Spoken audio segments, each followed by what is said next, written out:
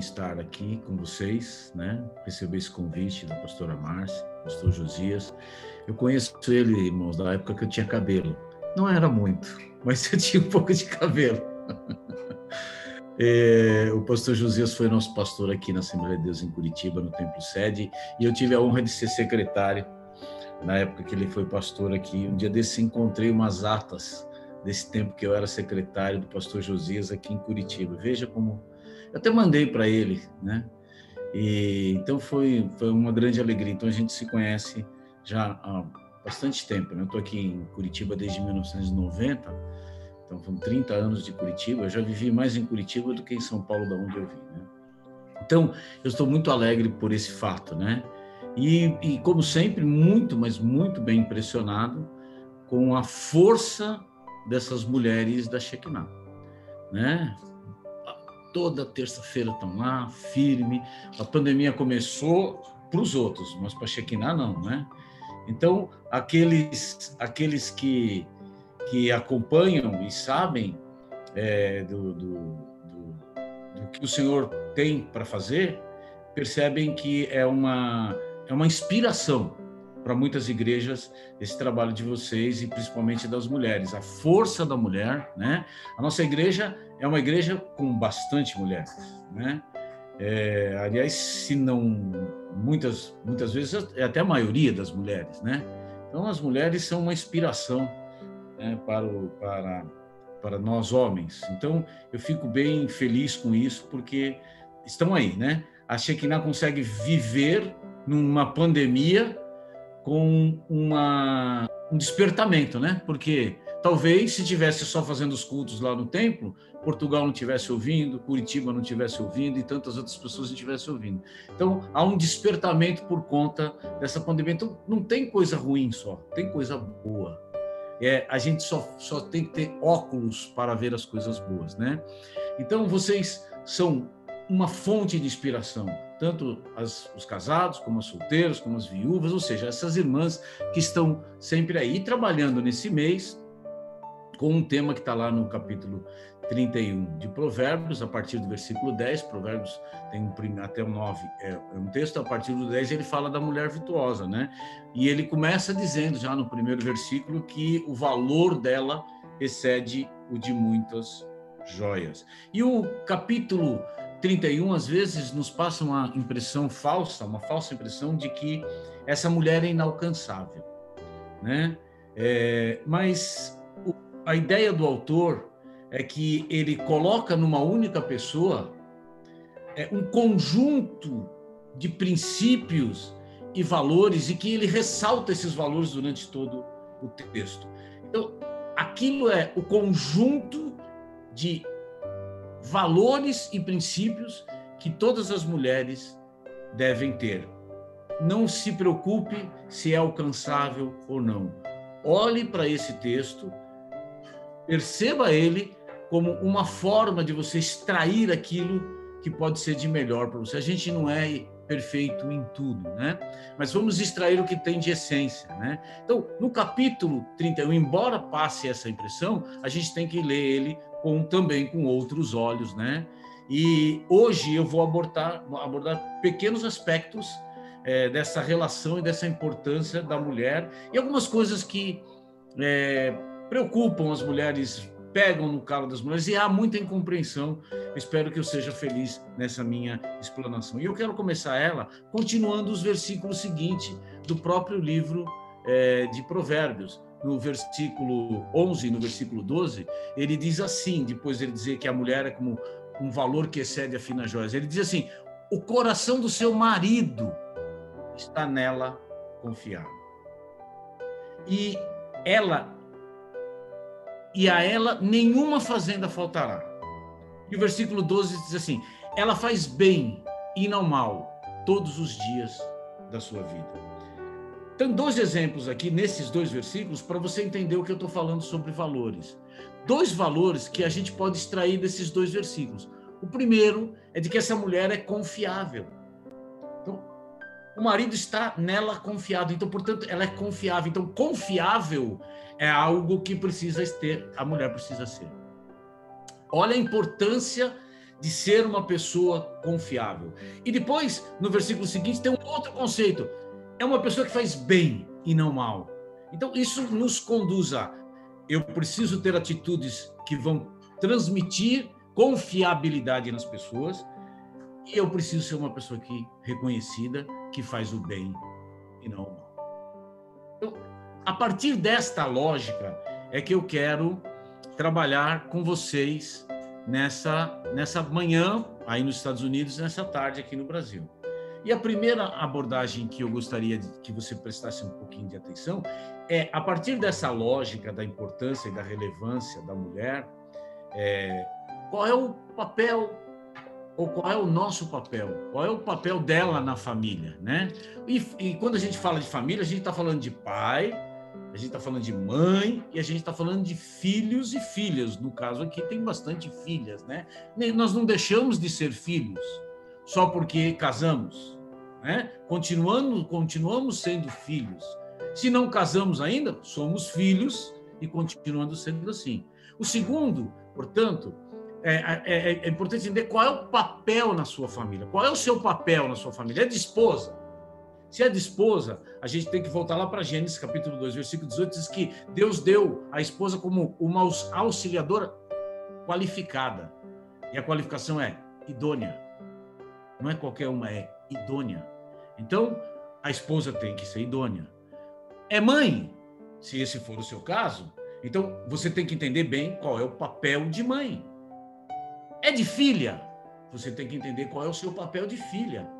E quando a gente fala de papel de filha, a gente acha que a gente tem que honrar pai e mãe, ou respeitar, ou exercer o papel de pai, de filho, apenas quando a gente não está casado. A partir daí, os pais não precisam ser respeitados, os pais não precisam ser considerados. Não é isso que a palavra de Deus ensina. A palavra de Deus ensina ao contrário. Honra teu pai e tua mãe. Não é na meninice, não é na juventude, é a vida toda. Então, o nosso papel de filha ou papel de filho é super relevante. Então, qual é o seu papel na sua família? A gente tem um conceito bem claro de que família é aquela que a gente forma quando a gente casa. Isso é bem verdade. Então, deixa o pai e a mãe e une-se a sua mulher, forma uma família. Ok. Mas, se você parte desta lógica, qual é o teu papel dentro dessa estrutura? E cada membro da família está esperando que todo mundo exerça adequadamente o seu papel.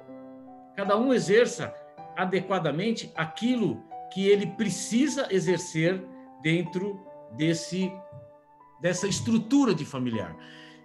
Se o seu papel é bem exercido, ele será um porto seguro contra um monte de incoerência que tem nesse mundo.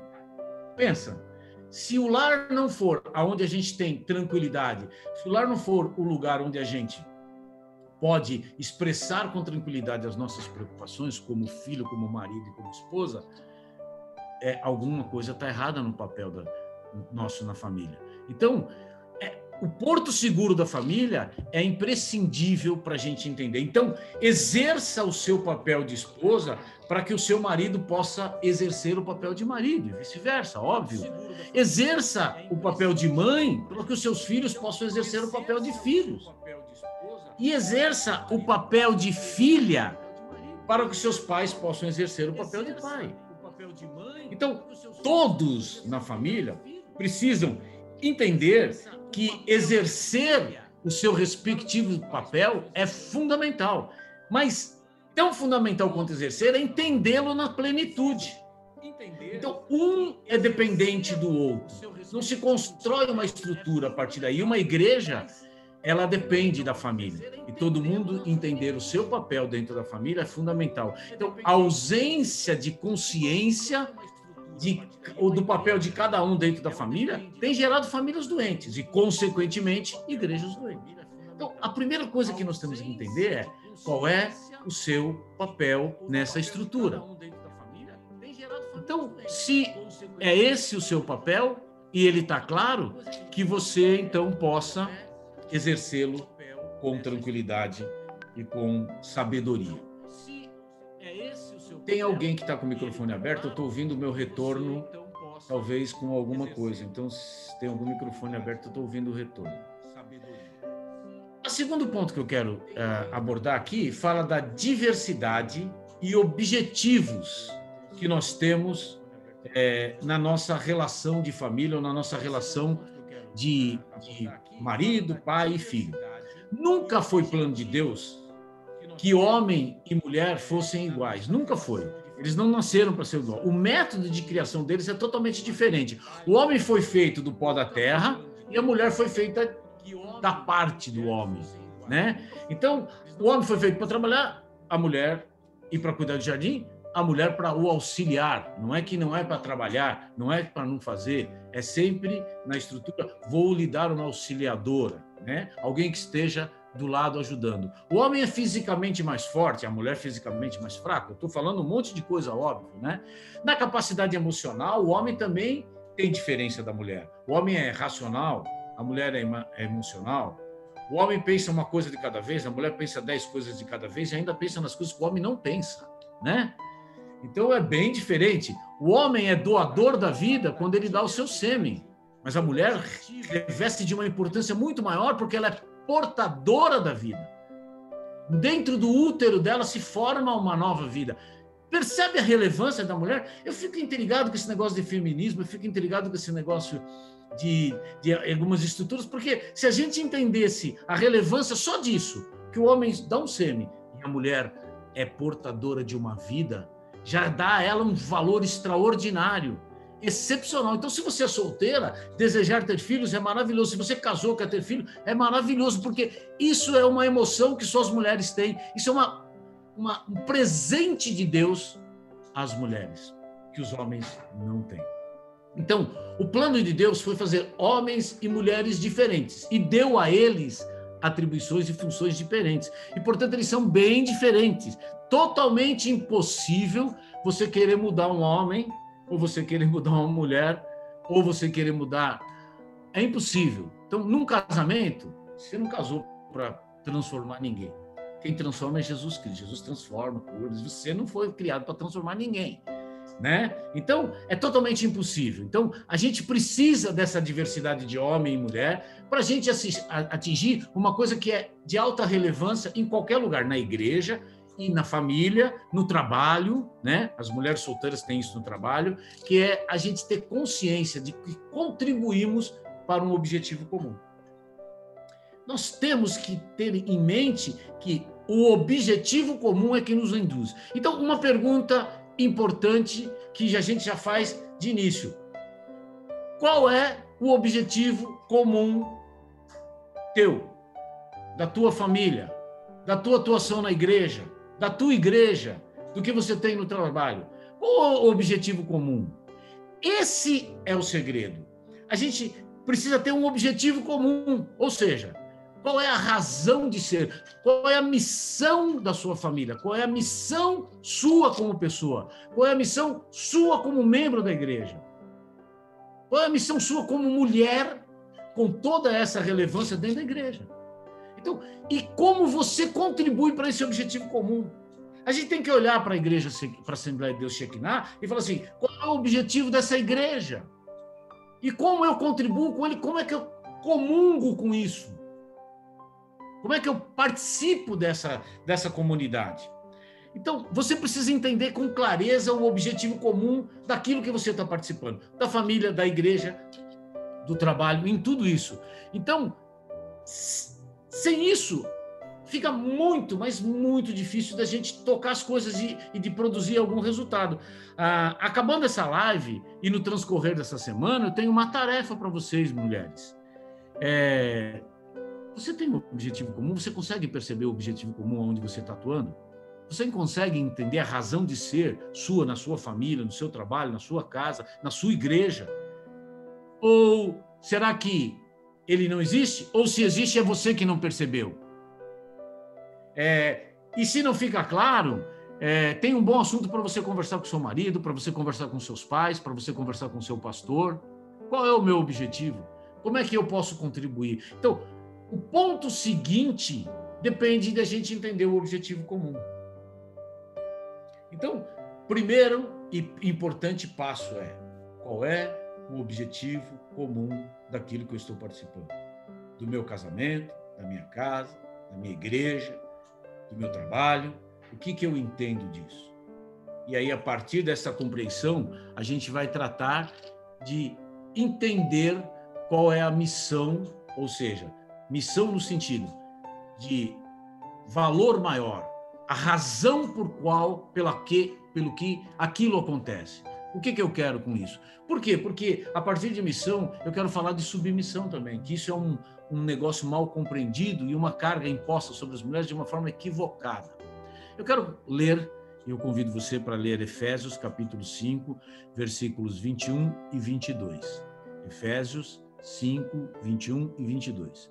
Eu vou ler as expressões na Almeida Revista Corrigida e na Almeida Revista Atualizada. Diz assim, ó, sujeitando-vos uns aos outros no temor do Senhor. Isso é uma expressão da Almeida Revista Corrigida. Na Almeida Revista Atualizada, o versículo seguinte diz assim, as mulheres sejam submissas aos seus próprios maridos, vírgula. Essa é a palavra que eu quero destacar. Como ao Senhor. Nós precisamos entender o que é exatamente o alcance disso. Tá? Mas veja que essa história da submissão começa com uma sujeição mútua. Veja 1 Pedro, capítulo 3, versículo 1. 1 Pedro 3, versículo 1. Eu vou ler um texto aqui na Bíblia, a Mensagem, de Eugênio Peterson. Ele já faleceu, é um autor americano. Ele, com base nos textos, ele trouxe a Bíblia por uma versão mais coloquial, com base nos textos originais. E ele diz assim em 1 Pedro 3,1. O mesmo vale para vocês, esposas. Sejam boas esposas, cada um para com seu marido, atentas às necessidades deles. Olha o que ressalta aqui. Tem que ter atenção às necessidades do marido. Há uma outra versão diz, esposas, acomodem-se aos planos dos seus maridos.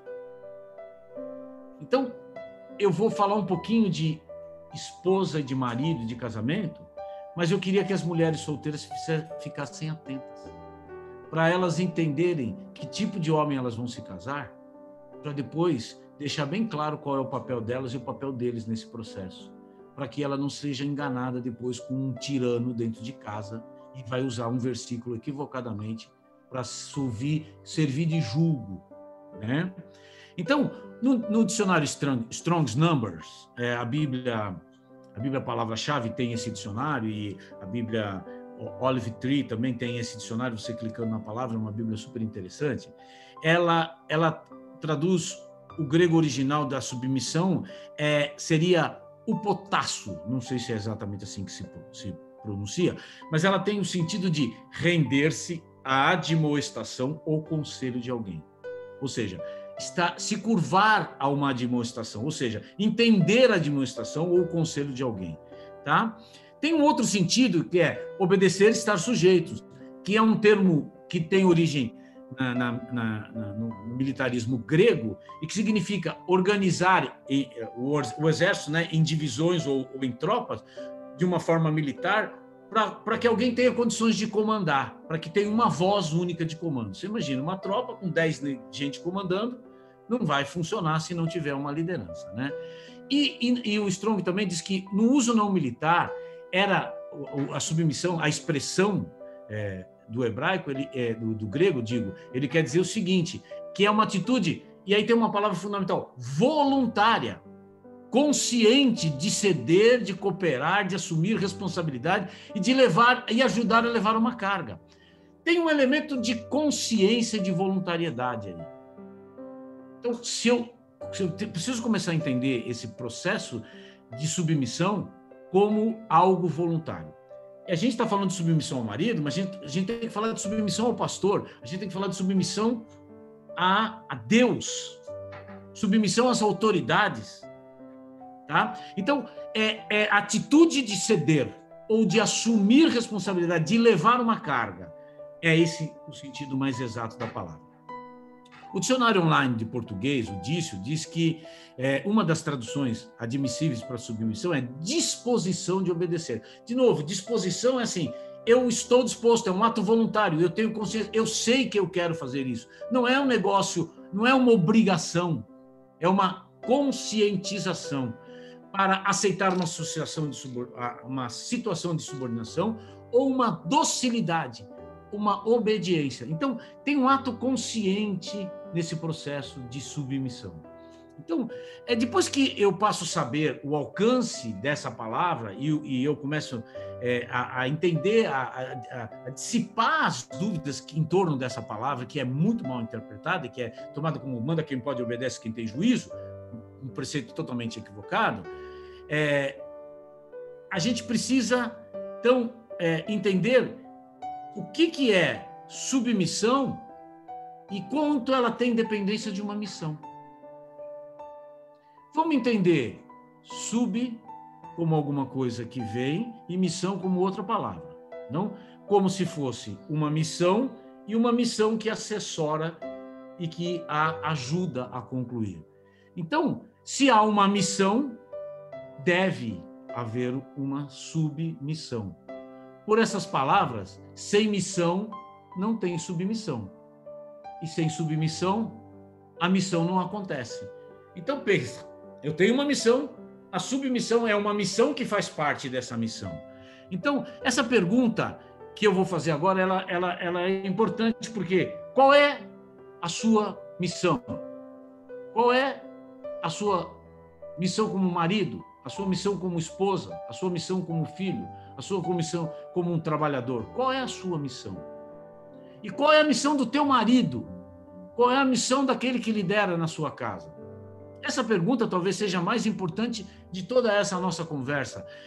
Como eu posso apoiar alguém, ou como eu posso apoiar o meu líder, o meu pastor, ou como eu posso apoiar a minha esposa, ou como eu posso apoiar o meu marido, no caso de vocês, como eu posso ajudar se eu não entender qual é a missão que está por trás disso? Ou seja, qual é o objetivo comum? Se eu entender exatamente qual é aquilo para onde a gente está andando. E eu tenho percebido que há muitas pessoas que estão perdidas, muitos líderes perdidos, muitas famílias perdidas, porque parece que a missão da família, a razão de ser, de existir da família, é coisa secreta. Dentro da própria casa, ninguém sabe exatamente qual é a missão. Ou o marido não comunica a esposa, ou a esposa não consegue entender, ou os filhos não entendem qual é o papel do pai nem da mãe, portanto, eles também não entendem qual é a missão da família. Enquanto essa questão não for efetivamente compreendida, fica difícil a gente entender missão e submissão. Você que é esposa, por amor da sua alma, não tente adivinhar a missão do seu marido. Ele precisa comunicar para você qual é a missão. É responsabilidade dele. Não precipite em tirar conclusões. Esclareça, peça que as coisas fiquem bem claras para que você possa fazer a sua parte. Então tá bom, é isso aqui? Qual é a minha parte nessa missão? O que é que eu vou fazer? Então, missão exige um direcionamento, um esforço, um planejamento claro, e exige muita dedicação para a gente construir, para a gente entender.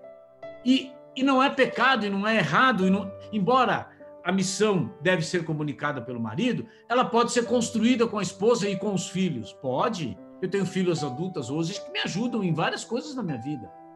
Quem conhece as minhas filhas sabem que elas abraçaram seus ministérios muito melhor que o pai e a mãe. Minhas filhas são melhores que eu fico feliz com isso. Ora, se eu posso gerar filhos melhores que eu cumpri uma missão. Né? Então, a missão exige planejamento. A submissão é totalmente dependente dela. Então, há uma interdependência indissociável entre missão e submissão. Eu quero fazer uma ilustração para vocês, que eu espero que isso fique claro. Todo mundo sabe que o Apolo 11 levou o homem pela primeira vez à Lua.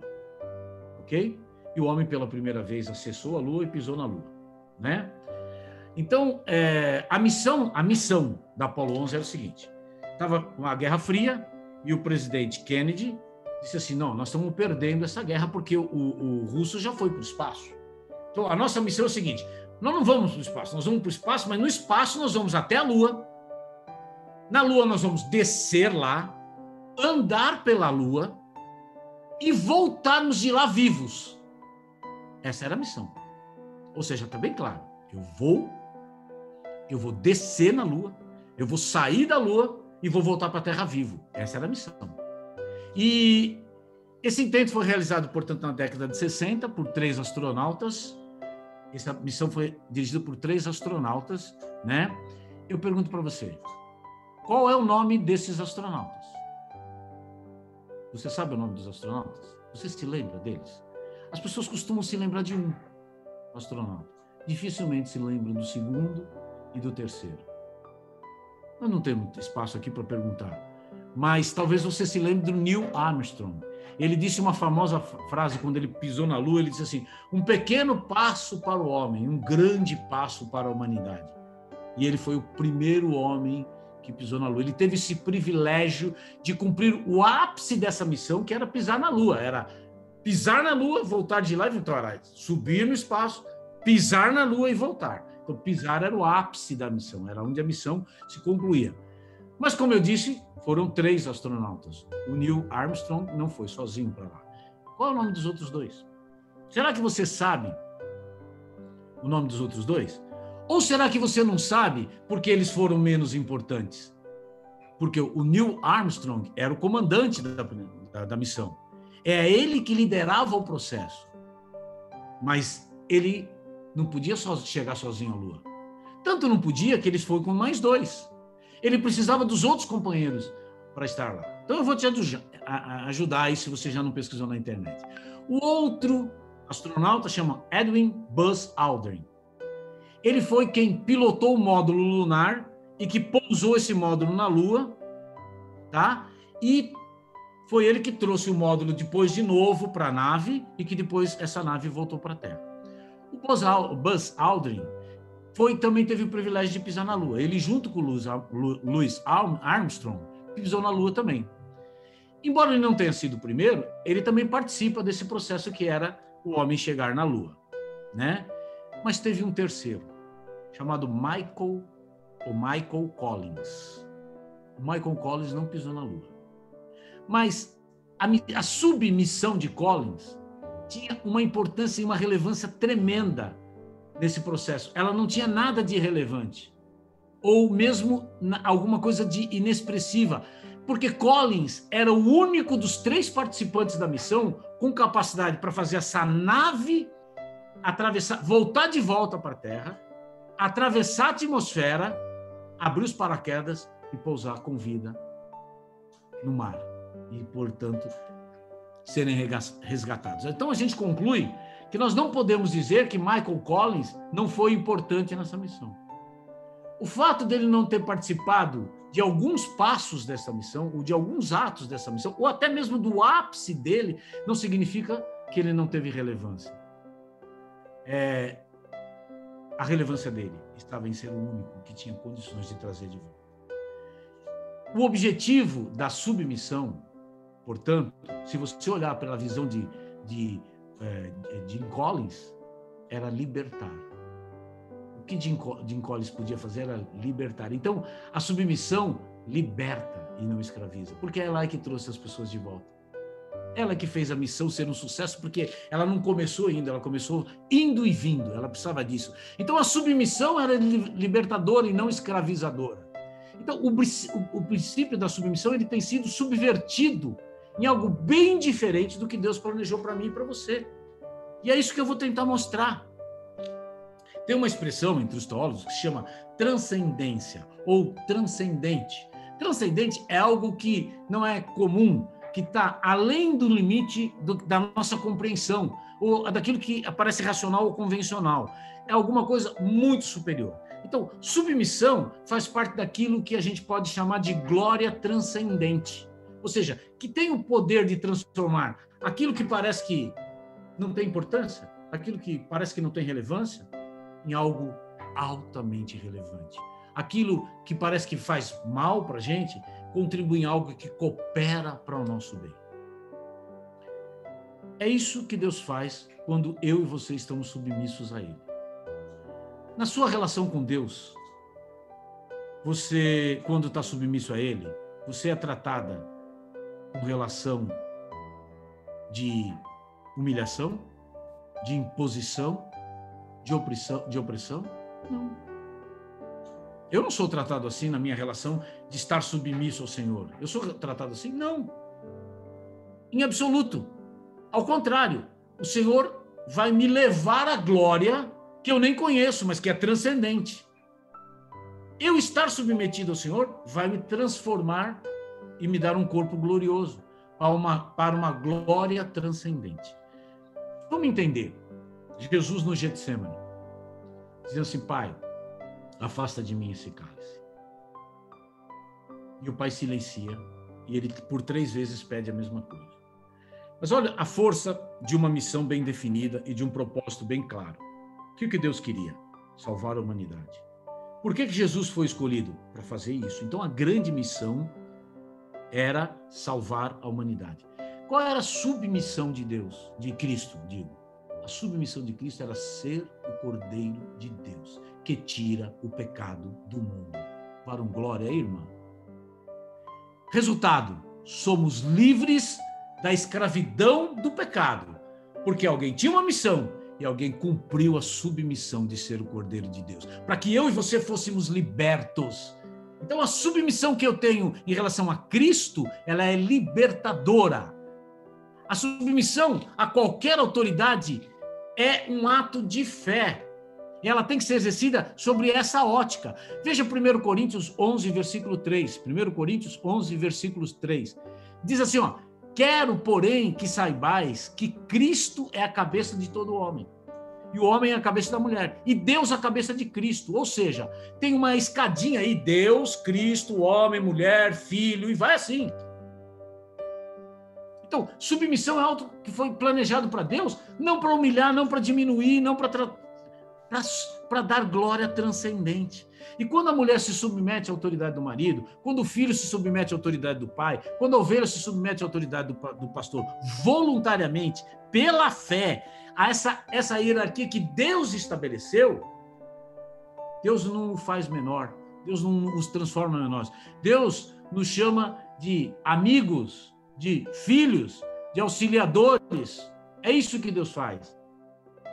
1 Pedro, capítulo 3, versículo 7, assim: igualmente vós, maridos, coabitai com elas com entendimento, dando honra à mulher como vaso mais sábio, como sendo vós os seus co-herdeiros da graça da vida. Portanto, a mulher é herdeira igualzinho o marido, co-herdeiro, não tem mais nem menos, herda igual, na mesma proporção. Então, a submissão do esposo ao marido demonstra submissão ao Senhor e a Deus. A submissão dos filhos aos pais demonstra isso. As autoridades, ao pastor, à liderança, faz isso. Então, a gente pode concluir que submissão demonstra força. Submissão revela sabedoria. Submissão é uma ferramenta poderosa para construir o caráter cristão de qualquer um. A submissão precede a glorificação. Jesus, lá no Getsemane, submete-se à vontade do Pai e é glorificado. Lembra lá a glorificação que foi feita lá com os 3? Então, submissão exige coragem. E Jesus deu o exemplo de submissão. Então, eu e você não precisamos ter medo de submissão, em hipótese nenhuma. Então, esposas, permitam que seu marido dê o primeiro passo. Siga sugestões e ideias dele. Deus não está preocupado se você tem razão ou não. Ele procura um coração que seja humilde e contrito. Um coração submetido a Deus e, portanto, submetido ao marido. Filho, a mesma coisa. Ovelha, a mesma coisa. Eu quero citar aqui uma mulher, para não parecer que isso aqui é papo de homem, né? Tem uma americana chamada David Titus, não sei se é assim que se pronuncia o nome dela. É isso, né? Ela é uma mulher, escreve para a família, e ela escreve muito sobre a autoridade da mulher e sobre essa questão. E ela diz o seguinte no seu livro: incentivo todas as mulheres a crescerem em sua liderança individual enquanto apoiam o chamado do marido. E Deus lhe dará o reconhecimento que merece. Se fosse um homem falando isso, vai falar que está querendo se prevalecer. Mas aqui não é um homem, é uma mulher que está falando isso. Cumpre lembrar também o que Paulo disse aos Efésios no que se refere ao casamento. E eu volto àqueles anos. Sujeitai-vos uns aos outros. aqui a gente tem uma relação de mutualidade. Então, submissão é apenas uma hierarquia. A essência desse versículo, desse texto, está na mutualidade, ou seja, sujeitar mutuamente uns aos outros. Ou seja, a submissão do cônjuge está antecedida da sujeição mútua entre os cônjuges. Então, eu acho que, a partir daí, a gente consegue entender a importância desse papel, né, na família, e da importância da submissão. Eu quero falar uma outra coisa que eu julgo importante nesse processo, porque o meu tempo já está indo, eu estou marcando aqui, ele rápido, esse relógio ele é traiçoeiro. Eu acho que a gente tinha que ter um relógio para pregador, né, para quem dá aula, para quem ministra. Ele anda a metade do tempo, né? Ele divide por 2, porque a gente sempre está devendo hora, a gente sempre está correndo. Eu quero falar um pouquinho sobre liderança, porque liderança interessa para todo mundo, inclusive para as mulheres. A gente tem bastante mulher liderando na igreja, né?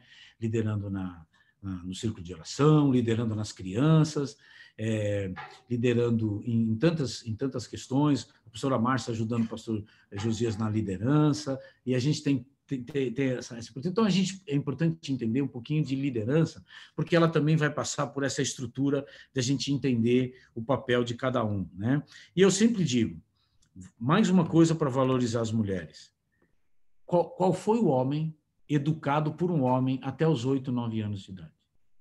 Me mostra, talvez, aí nos Estados Unidos, mas aqui no Brasil, eu desconheço uma escola que tenha homens na educação infantil até os 8, 9 anos. Se for, ele é raríssimo.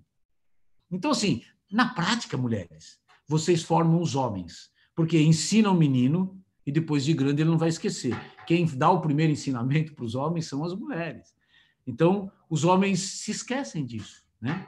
Então, é importante a gente entender isso, mas é importante também a gente entender um pouquinho de liderança, porque isso influencia nessa questão. Então, liderança é a competência que uma pessoa tem de influenciar outra pessoa.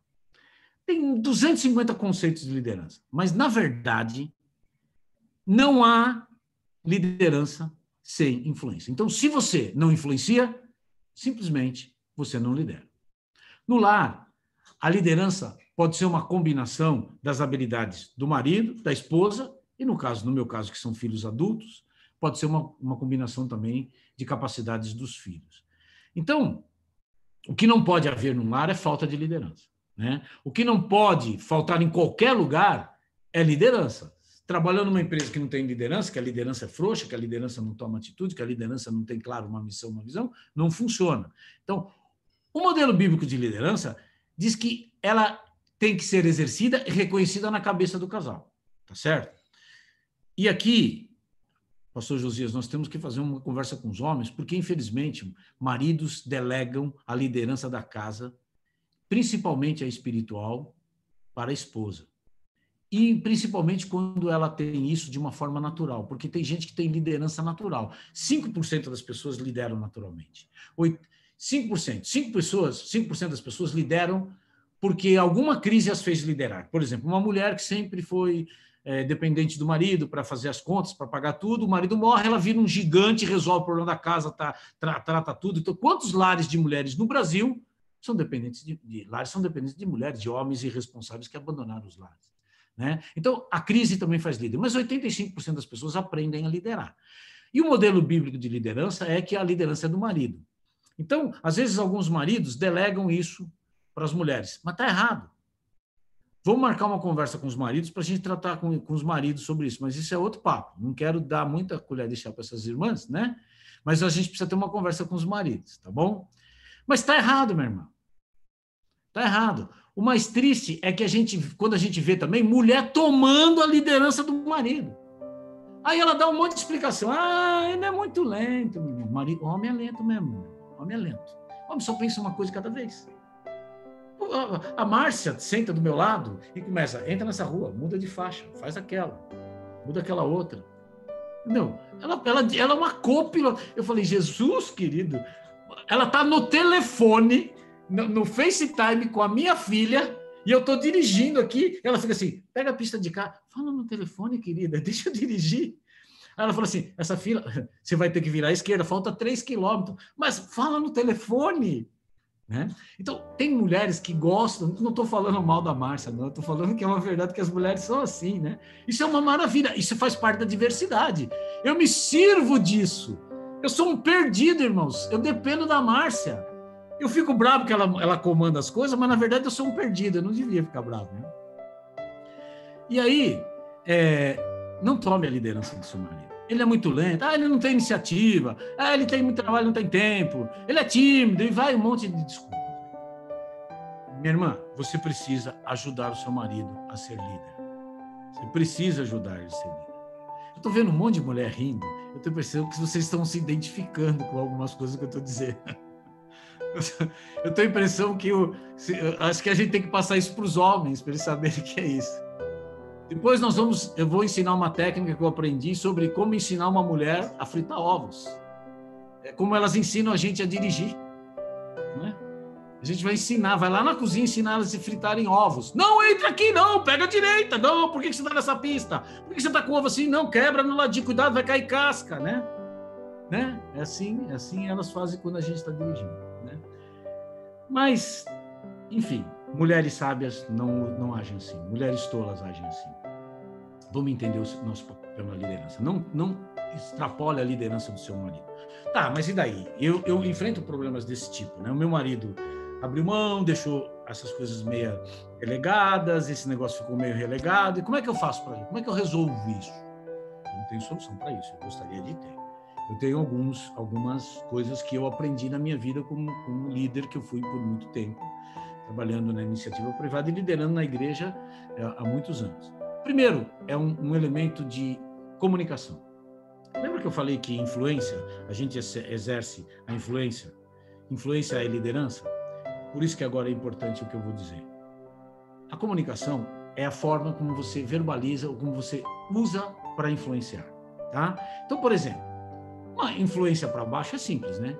Os pais influenciam os filhos. Não faz isso? Eu vejo a minha netinha. Minha netinha agora, ela quer brincar ela quer ser mãe nas brincadeiras. Eu não vou brincar, tá? Então eu sou mãe. Por quê? Porque ela quer mandar. Porque o negócio dela é dar ordem. Ela quer dar ordem. Entendeu? Então, não, agora eu sou mãe, eu posso dar ordem. Entendeu? Então, a gente influencia para baixo, né? Então, essa é uma forma. Como a gente faz isso? Comunicando, ensinando os filhos. Quando erra, a gente corrige, faz isso. A gente também influencia lateralmente, né? Quem está do meu lado? Seu marido está do seu lado. Você pode influenciar ele. O seu marido está à sua volta. Você pode influenciar ele. Como você faz isso? Comunicando. Ou colocando seus pensamentos de forma sábia e inteligente. Entendendo seu papel, cobrando o papel com muita sabedoria. Mas, enfim, você também comunica para os lados e você influencia. E você também faz comunicação ascendente, ou seja, se a liderança do lar depende do marido e ele não está exercendo essa liderança como deveria, cabe a você influenciar o seu marido para exercer a liderança. Tá? A gente tem que exercer influência para cima também. Em todo o tempo de liderança, eu aprendi a exercer liderança nesses 3 sentidos, lateralmente, para baixo e para cima. Não é uma tarefa fácil. E eu não impunha, eu exercia a liderança quem estava sob a minha coordenação ou responsabilidade, quem estava para o meu lado e quem estava para cima. Isso eu fazia, eu exercia essa liderança, né? Não é uma tarefa fácil, mas eu precisava comunicar. E às vezes, quando eu tinha que fazer uma comunicação ascendente para gerar uma influência que pudesse mudar o rumo das coisas, que eu percebia como técnico, o que eu fazia? Eu exercia a comunicação como uma forma de fazer isso acontecer. Então, a gente comunica aquilo que a gente pensa. Então, quando você tem que ser submissa, mas vive num ambiente que precisa de liderança, que a missão e as coisas têm que estar claras para você poder ser submissa, você vai ter que exercer liderança ascendente. Ou seja, você tem que influenciar para cima. Você tem que exercer essa influência para cima. Eu quero falar sobre uma outra coisa que é importante também, que é sobre autoridade. A responsabilidade da autoridade recai também sobre o homem, no caso da família, sobre o pai em relação aos filhos e filhas, e sobre a esposa em relação ao marido. A autoridade é ela. Mas a gente tem que entender que a autoridade é que fornece a cobertura indispensável para que filhos, esposa, possam dar vazão às suas habilidades, ou pôr em prática as suas habilidades. Você quer ser mulher? Você quer ter legalidade sobre o que você faz? Você vai precisar de cobertura. E é a autoridade que vai dar a cobertura. Então, se você extrapola e toma a liderança do teu marido, você passa a ser, ou toma a liderança do seu pai, ou sobrepõe sobre a liderança do pastor, ou sobe por cima dele, você está sem cobertura espiritual. Ouça o que eu estou falando. Porque Deus estabeleceu uma hierarquia e um vem cobrindo o outro. E você quer ser uma mulher sem legalidade, sem cobertura espiritual? Não, olha... Mas quero que entendam que Cristo tem autoridade sobre o marido sobre a mulher, e Cristo, e Deus sobre Cristo. Então tem uma hierarquia aí, e a gente precisa de legalidade. Então o respeito à autoridade é fundamental. Então exercer a liderança para cima, influenciar para cima é fundamental, porque senão você quebra a autoridade. E ela é importante. Então olha, a autoridade espiritual, como é que ela é medida? Qual é a medida da nossa autoridade espiritual? Ela é medida pela nossa submissão. Quanto eu sou submisso ao Senhor? Submissão no sentido de entender o meu papel na missão geral, entender o meu papel naquilo que eu posso contribuir. Entendeu o que eu estou falando? Quando eu falo submissão, eu estou falando tudo isso que eu já expliquei para trás. Então, a autoridade espiritual é medida por aquilo que eu entendo da minha missão que assessora a missão da igreja, a missão do meu lar, a missão do meu trabalho, a missão como mulher. Agir diferente desse modelo, cheio de amor, não é servir a Cristo. Não é servir a Cristo. É errar no serviço a Cristo. Porque a autoridade, a submissão exige autoridade e cobertura espiritual. Tá claro para você? Se aquele pregador pentecostal, se eu fosse você, eu dava um glória aí. Não? Brincadeira. Tá? Mas vamos para o encerramento desse trabalho, porque eu já falei mais, né? E eu quero concluir dentro do meu tempo, que eu estou dentro do tempo aqui, estourando. Eu queria que hoje, eu desejo que você saia dessa live fazendo algumas reflexões, né?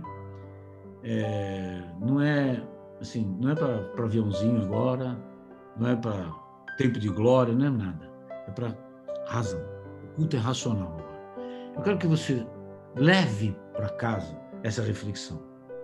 Algumas reflexões disso tudo que eu disse. Eu sei exatamente qual é o meu papel na igreja, na minha família, no meu trabalho. Segunda pergunta. Eu estou contribuindo para ele ou não? A gente tem um texto lá que a gente costuma ler na ceia, né, em 1 Coríntios 11, diz, examine-se, pois, o homem a si mesmo. Esse convite não é para ceia só, é para todo momento. Então, eu convido você a examinar-se, se você está contribuindo ou não para o seu papel, se você tem claro ele. E se você não tem claro, ou se você tem claro e você percebe que não tem, o que é que você precisa mudar? Ou o que você precisa manter para que esse papel seja exercido com excelência? Então, primeira coisa, entenda o seu papel. Segunda coisa que eu quero que você reflita. Você entendeu, ou você tem um objetivo comum? Qual é a razão pela qual você existe? Qual é a razão pela qual a tua família existe? Qual é a razão pela qual a tua igreja existe? Por que você vai na igreja? Porque você tem medo do inferno? Ou porque você quer se submeter, você quer conviver, você quer crescer, você quer aprender com os seus irmãos? Então, eu tenho que ter um objetivo comum, eu preciso entender a razão da minha igreja, eu preciso entender a razão porque eu estou fazendo as coisas. Qual é a razão de existir dessas coisas, dessa minha família? Ou será que eu ainda não percebi isso? Se não está claro, está um bom assunto para você conversar com o seu marido, está um bom assunto para você conversar com o seu pai, está um bom assunto para você alinhar com o seu pastor, com a sua pastora. Chama e conversa, pastor, eu não entendi o meu papel, eu não entendi o objetivo comum dessa igreja e como eu posso contribuir para ele. Terceiro, submissão ficou claro para você? Está claro que o objetivo da submissão é libertar e não escravizar? Lembra do Jim Collins? Ele é que trouxe todo mundo de volta. É libertador. Está claro para você que quando a mulher submete a autoridade do marido, ela está se posicionando voluntariamente. Ou seja, conscientemente, racionalmente, pela fé, há uma hierarquia que Deus estabeleceu. Está claro isso para você? Isso tem que fazer parte da sua reflexão. Que a submissão da esposa ao marido demonstra submissão ao Senhor e a Deus. Está claro para você isso? Está claro que submissão demonstra força, sabedoria, é ferramenta de construção de caráter na sua casa, para os seus filhos, nos seus subordinados na empresa, nas suas ovelhas que estão subordinadas a você na igreja, né? Que submissão exige coragem e fé, e que Jesus deu um maior exemplo sobre isso. O objetivo dessa manhã ou dessa tarde, não sei aonde você está ouvindo, ou dessa noite lá em Portugal, como eu disse, não é uma fábrica de aviãozinho ou um reteté de glória. Eu quero produzir mudança estrutural. Eu queria que essa palavra pudesse produzir mudança estrutural na sua percepção gloriosa e infinita relevância dessa palavra, de uma mulher a quem o Senhor valoriza mais do que finas joias. Eu queria que você tivesse, como é glorioso essa percepção da relevância infinita que você tem diante do Senhor. O Senhor não constituiu uma mulher porque ele não tinha que fazer. Ele não constituiu, não fez o homem por conta disso e também não fez a mulher por conta disso. É porque cada um tem o seu papel relevante. Eu queria, sinceramente, que depois de toda essa nossa reflexão, elas produzam aperfeiçoamento ou mudanças para que possam haver testemunhos a respeito de vocês, mulheres queridas da Assembleia de Deus de Shekinah. Igreja que eu amo muito e que sempre que posso eu passo aí. Eu tenho o prazer de estar com vocês. E o testemunho tem que vir da sua casa. Seu marido dá testemunho sobre você? A sua esposa dá testemunho sobre você, se tiver algum marido que está ouvindo? Os seus pais dão testemunho sobre você? Você pode dar testemunho dos seus pais? Em mulheres, em filhas, em esposas.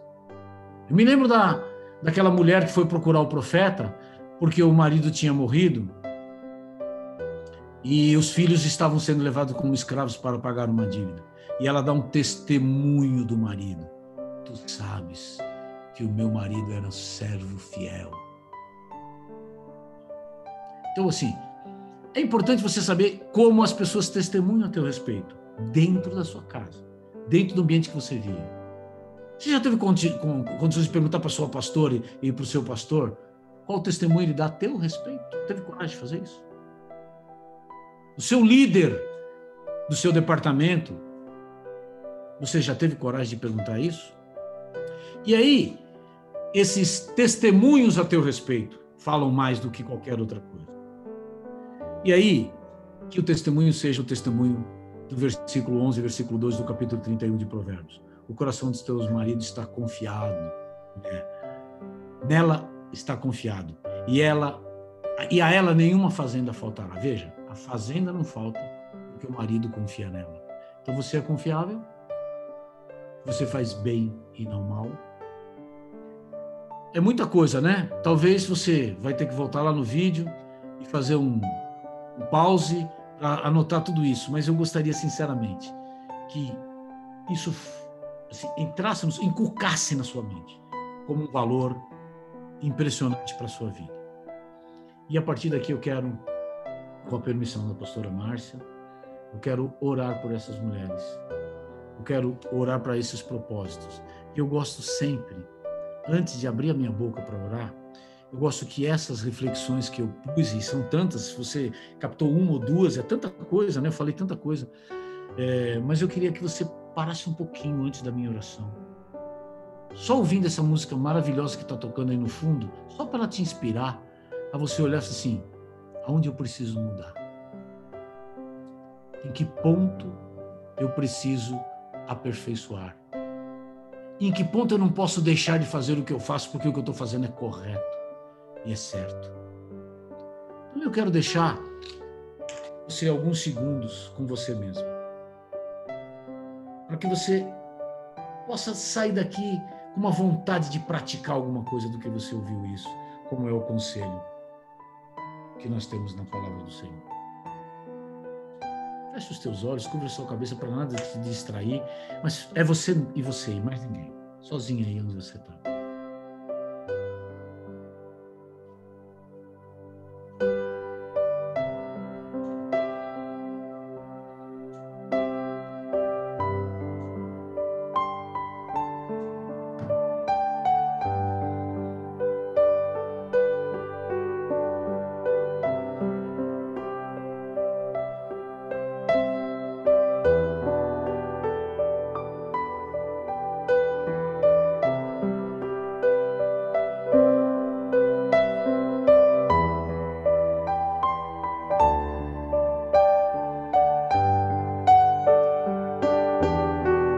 Amado Deus e Pai, que nos ama e que nunca nos deixou à deriva sem nenhum propósito, nunca nos deixou sem uma direção, nunca nos deixou sem uma missão. É a Ti, Pai, que nos deu Jesus Cristo, para que a nossa salvação fosse completa. E Te agradeço, porque o Teu plano foi perfeito, e a Tua missão de me salvar, e a missão de Cristo, a submissão de Cristo, de se submeter a Ti, para que eu pudesse ser salvo. Eu Te agradeço, Pai, que eu possa entender isso, que eu saiba exatamente qual é o meu papel, que eu entenda se eu estou contribuindo para Ele ou não, que eu aprenda rapidamente o que eu preciso mudar, o que eu preciso manter, que eu encontre, que eu perceba o objetivo comum, que essas irmãs e esses irmãos percebam o objetivo comum da Igreja Shekinah, que eles percebam o objetivo comum de cada departamento, da sua estrutura de missão, da sua estrutura de mulheres, de crianças, que cada um entenda o seu papel, a relevância daquilo que está fazendo, que eles possam ter clareza nisso. Senhor, que essa questão da submissão a Ti, submissão às lideranças, submissão ao marido, submissão aos pais, seja bem entendida como algo que é glorioso e não pesaroso, algo que nos é leve, que vai nos conduzir para uma glória transcendente e não para um sacrifício. Que nós tenhamos capacidade de perceber o poder da submissão e que nós possamos agradar a Ti em cada atitude nossa e que a Tua igreja cresça. Abençoa o pastor Josias, abençoa a pastora Márcia, abençoa cada departamento dessa igreja e que o Teu nome seja engrandecido, Senhor. Agora, a cada coração que se colocou diante de Ti, a cada mulher que nesta tarde está ouvindo essa live, eu quero que a Tua graça, a Tua misericórdia, o Teu amor e a Tua sabedoria, o Teu entendimento seja forte na vida de cada uma delas, seja presente, e que os seus corações sejam terra férteis para receber a Tua palavra em todo o tempo. É no nome de Jesus que nós pedimos essas coisas, que elas sejam abençoadas, que haja bálsamo sobre cada vida e que elas entendam o valor de serem consideradas muito maiores do que a joia mais preciosa que esse mundo pode ter, porque só em Cristo Jesus nós podemos ter isso. É a minha oração, em nome